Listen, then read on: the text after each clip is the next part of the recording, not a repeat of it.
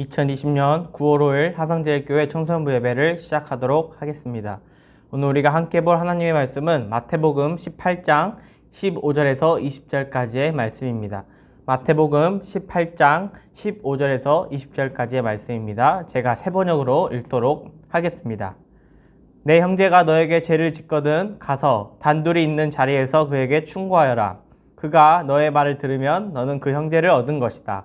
그러나 듣지 않거든 한두 사람을 더 데리고 가거라. 그가 하는 모든 말을 두세 증인의 입을 빌어서 확정 지으려는 것이다. 그러나 그 형제가 그들의 말도 듣지 않거든 교회에 말하여라. 교회의 말조차 듣지 않거든 그를 이방 사람이나 세리와 같이 여겨라. 내가 진정으로 너희에게 말한다. 무엇이든지 너희가 땅에서 매는 것은 하늘에서도 매일 것이요 땅에서 푸는 것은 하늘에서도 풀릴 것이다. 내가 진정으로 거듭 너희에게 말한다. 땅에서 너희 가운데 두 사람이 합심하여 무슨 일이든지 구하면 하늘에 계신 내 아버지께서 그들에게 이루어 주실 것이다. 두세 사람이 내 이름으로 모여있는 자리, 거기에 내가 그들 가운데 있다.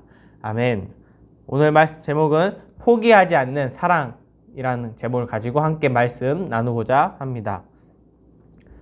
우리 친구들은 아직 어리기 때문에 특별한 상황이 되지 않는 이상은 집을 떠나서 혼자 살고 싶다거나 아니면 집을 떠나 자취를 하거나 가족이 아닌 다른 사람과 살 일이 특별하지 않는 이상은 없을 것입니다.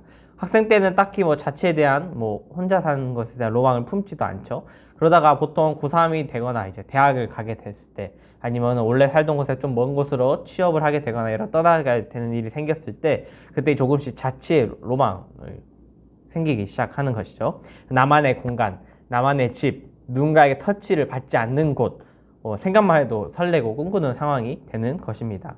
그러한 일은 주로 이제 대학 가게 됐을 때, 취업하게 됐을 때 이렇게 나타나게 되는 건데요. 혹은 독립을 하게 됐을 때 말이죠. 그렇게 독립하게 되어서 처음으로 혼자 자취를 하는 사람들은 약간 어느 정도 설렘을 갖고 자취를 시작하게 됩니다. 하지만 그 설렘은 어느덧 집을 돌아봤을 때 쌓여있는 설거지와 빨래와 쓰레기를 보고 이제 그 설렘이 사라지고 귀찮음이 몰려오게 된다. 저건 또 언제 하지? 저 빨래는, 저 쓰레기는 이렇게 언제 대체 저렇게 생겼을까? 이런 생각이 드는 것이죠. 알아서 치워지고 이렇게 모든 게 준비되고 그렇게 되는 줄 알았는데 그게 아니라 누군가 했기 때문에 누군가는 이렇게 처리를 했기 때문에 이게 집이 유지되고 있었다는 것을 깨닫게 되는 것입니다. 그래도 아직 자취에 대한 로망이 다 사라지진 않죠. 왜냐하면 아무리 자취가 귀찮고 내가 할 일이 많아지고 내가 스스로 해야 되고 모든 걸 다 해야 되지만 그래도 나랑 잘 맞는 친구랑 나랑 친한 친구랑 같이 살게 된다면 하루하루가 즐겁고 잘 놀 수 있을 것처럼 생각이 되기 때문입니다. 모두가 그러진 않지만 기회가 된다면 어느덧 마음이 잘 맞는 친구와 자취를 하는 경우도 생기곤 합니다. 친한 친구와 매일 보고 밥도 같이 먹고 놀고 이렇게 즐거움이 가득한 하루하루가 되는 것이죠. 같이 살게 되면서. 하지만 그것도 잠시 나랑 잘 맞고 친한 친구는 집 밖에서 만나고 놀고 이렇게 할 때 집이 아닌 다른 곳에서 이렇게 만날 때 정말 나랑 잘 맞고 친한 친구였던 것이지 같이 살게 되는 순간 그때는 아닐 수도 있다는 것을 깨닫게 됩니다. 생활 패턴과 스타일이 다름을 느끼게 되고 이 친구가 나와 이렇게 달랐다는 것을 새롭게 느끼게 되는 시간이 되는 것이죠. 잠자는 시간부터 밥 먹는 것까지 사소한 것에서부터 진중한 것까지 충돌하는 이제 어느덧 충돌하는 경우가 생기게 되는 것입니다. 서로 이게 이해를 하는 시간이 된다면 이 친구는 또 이런 면이 있구나 이렇게 됐구나 라는 생각을 하게 된다면 참 좋겠지만 이해보다는 갈등으로 보통은 이어지게 되고 잘 풀리지 않을 경우에 싸우거나 결국 같이 살다가 같이 사는 것을 포기하게 되는 그런 일이 일어나기도 합니다. 서로 이해하고 같이 사는 것을 포기하게 된 것이죠.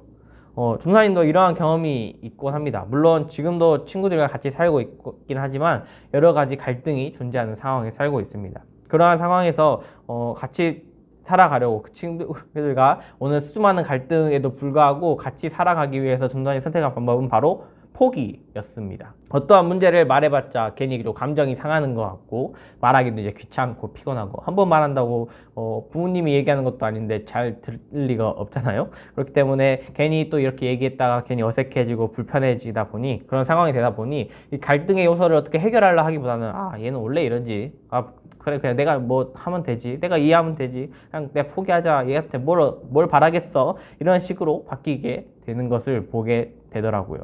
그래서 좋은 방법이라 하긴 어려운 거죠. 왜냐하면 사람과 사람과의 관계에서 기대를 하는 것이 아니라 포기를 해보니 말입니다.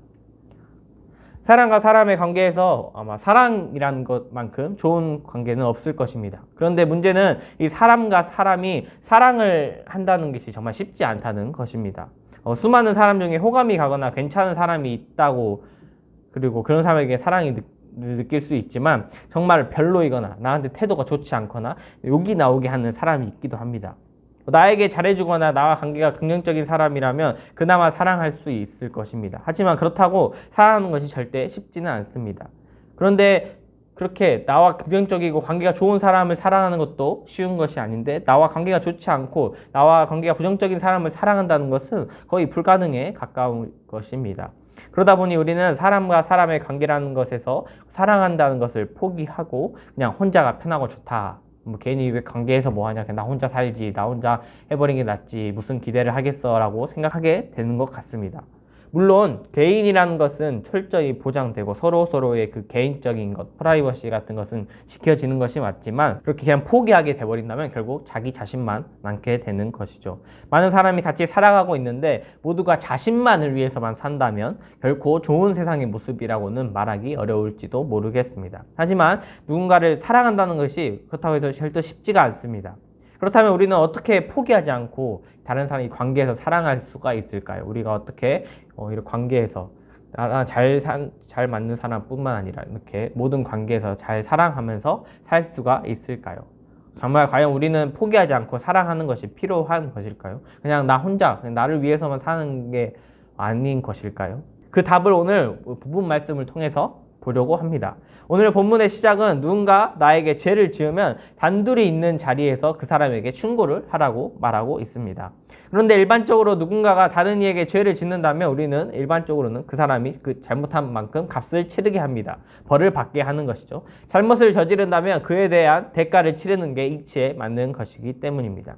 하지만 오늘 우리가 본 성경에서는 그렇게 말하고 있지 않은 것입니다. 이것은 사회가 정해놓은 법이 잘못되었다라거나 법을 따를 필요가 없다라고 말하고 있는 것이 아닙니다. 15절에 처음 시작한 15절 그 후에 말씀을 보면 그가 너의 말을 들으면 너는 그 형제를 얻은 것이다 라고 말하고 있습니다. 단순히 벌을 주는 것이 아니라 그 사람이 잘못했다는 것을, 죄를 지었다는 것을 깨달을 수 있게 해준다는 것입니다. 그때 그가 자신이 잘못한 것을 알게 된다면 그 사람이 그 사람을 얻게 된다고 이야기하고 있습니다. 이는 단순히 잘못을 인정하는 것을 넘어서 그 사람을 살리는, 그 사람이 다시는 그러한 잘못을 하지 않도록 이끌어준다는, 이 사람이 이전의 삶이 아닌 다른 삶으로 이어질 수 있도록 이끈다는 의미까지도 가지고 있는 것입니다. 하지만 사람이 자신의 잘못이나 죄를 인정하는 것이 결코 쉽지는 않습니다. 그래서 16절에서부터 쭉 보게 되면 만약 나의 말로도 내가 이렇게 충고를 했는데도 그 사람이 죄를 인정하지 않으면 다른 2명을 데리고 가서 같이 이야기하라고, 그 사람이 잘못했음을 깨달을 수 있도록 이렇게 함께 하라고 이야기하고 있습니다. 관계에 있어서 1대1일 경우에는 아무리 서로가 이야기를 한다 할지라도 주관적일 수밖에 없는 경우가 있습니다. 하지만 여러 명이 같이 이야기하게 된다면, 여러 사람의 이야기를 듣게 된다면 좀 더 객관화할 수 있게 되는 것이죠. 이 2-3 사람의 입을 빈다는 것은 수적 열쇠로 몰아치거나 이 한 사람을 이렇게 정죄하거나, 근데 우리가 더 이렇게 주장을 하니까 우리 말이 맞아 이렇게 단순히 몰아치는 것이 아닙니다. 그 사람을 이해하지 못하고 받아들이지 못한다면, 자신의 잘못을 알지 못한다면 알 수 있도록 포기하지 않도록 계속해서 한다는 이야기를 하고 계속 말한다는 의미를 갖고 있는 것입니다. 성경에서는 그 후에도 만약 또 받아들이지 못한다면 교회로 가서, 그리고 교회에 가서도 받아들이지 않는다면 마지막에는 이방 사람이나 세리와 같이 여기라고 말하고 있습니다. 이방 사람과 세리의 이미지는 이스라엘 사람들에게 있어서 버림받은 자라는 이미지를 갖고 있습니다. 그렇다고 해서 예수님은 그들을 그냥 포기하라고 의미로 이야기하셨던 것이 아닙니다. 성경에서 예수님은 이방인과 세리를 절대 버리시지 않았습니다. 그들 역시 하나님께서 구원할 자들이라고 예수님께서는 분명히 말씀하셨습니다. 그렇기 때문에 이방인이나 세리처럼 여기라는 것은 이제 그들 그렇게 말 안 들으면 이제 포기해, 됐어, 할 만큼 했어, 이런 의미가 아니라, 비록 당장 자신의 잘못을 인정하지 않지만 하나님께서 이방인과 세리를 포기하지 않고 끝까지 구원하신 것처럼 우리 역시 그 사람을 포기하지 말라는 의미로 이어지는 것입니다. 이렇게 열심히 노력했지만 당장에 바뀌지 않는다 할지라도 그 사람은 이제 내버려둬 이제 몰라 알아서 하라 그래 이렇게 것이 아니라 끝까지 포기하지 않는 것을 보여주는 것입니다. 그 후에 계속해서 예수님께서는 이렇게 18절에서부터 이야기합니다. 땅에서 매여 있는 것, 즉 땅에 묶여 있는 것은 하늘에서도 묶여 있는 것이고 땅에서 풀린 것은 하늘에서도 풀린 것이라고 이야기하십니다. 땅에 묶여 있지 않고 땅에 풀릴 때 비로소 하늘에서도 풀리는 자가 되는 것이라고 예수님이 제자들에게 이야기하고 있는 것이죠.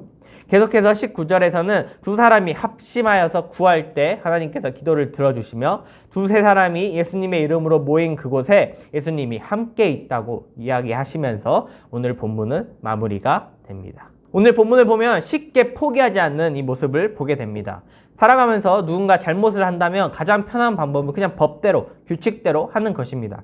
괜히 어딘가에 힘쓰고 사랑하는 것보다 그냥 사람이 원래 그런 것이라고 생각하고 포기하고 나만을 위해서 사는 것이 가장 편한 방법일 수 있습니다. 어찌 보면 나만 생각하고 나만 걱정하기에도 여유가 없는 것기도 하기 때문이죠. 그런데도 성경에서는 그리고 예수님은 우리에게 계속해서 사랑을 포기하지 않는 사랑을 이야기하십니다. 혼자가 힘들다면 2명 혹은 3명이 적은 수일지라도 한 사람을 위해 포기하지 않는 사랑을 하라고 이야기하십니다. 포기하지 않는 사랑으로 함께 한다면 그 순간에도 예수님이 함께하며 한 사람을 향한 포기하지 않는 사랑을 분명 하나님께서 들어주실 것이라고, 땅에 있는 우리가 포기하지 않는 사랑으로 묶지 않고 풀면 하늘, 즉 하나님에게 풀릴 것이라고 이야기하고 계십니다. 비록 당장에 그 사람이 변하거나 인정하지 않을지라도 한 사람을 향한 1명 혹은 2명이나 3명의 그 포기하지 않음이 그 사랑이 중요하다고 말해주고 계십니다. 그러한 사랑을 가지고 살아가는 것이 그리스도인의 자세임을 오늘 우리가 함께 본 본문을 통해 알 수 있는 것입니다. 포기하는 것은 매우 쉽습니다. 사랑하지 않는 것도 매우 쉽습니다. 왜냐하면 사랑한다고 해서 포기하지 않는다 해서 그 능력이 바로 나타나지도 않고 오히려 포기하고 사랑하지 않는 것이 더 좋아 보이고 괜찮아 보이기 때문입니다. 하지만 우리 역시도 얼마든지 하나님께서 포기하셔도 됐을 존재라는 것을 기억해야 합니다. 그런데도 하나님께서는 포기하지 않는 사랑으로 지금도 우리를 바라보고 계십니다. 그 포기하지 않는 사랑을 알게 된 그리스도인이라면 우리는 포기하지 않는 사랑으로 살아가야 할 것입니다. 사랑의 가치, 사랑의 힘이 약해져 가는 것처럼 보이는 이 세상 가운데서 관계에서 포기하는 것이 아니라 이 사람을 포기하지 않는 사랑으로 살아가는, 땅에 묶인 채로 두는 것이 아니라 하늘에 풀린 자로 함께하는 것이 우리에게 필요한 모습인 것입니다. 우리의 관계에서 여전히 사랑하는 것이 어려울지 모르지만 우리가 그렇게 예수님께서 우리를 향해 보여주셨던 것처럼 알려주셨던 것처럼 포기하지 않는 사랑으로 나아갈 때 우리는 진정한 그리스도인의 모습으로 살아갈 수 있을 것입니다. 사랑하는 청소년부 친구들이 그렇게 포기하지 않는 사랑으로 나아가는 자들이 되었으면 좋겠습니다. 그러기를 예수님의 이름으로 소망하고 기도합니다.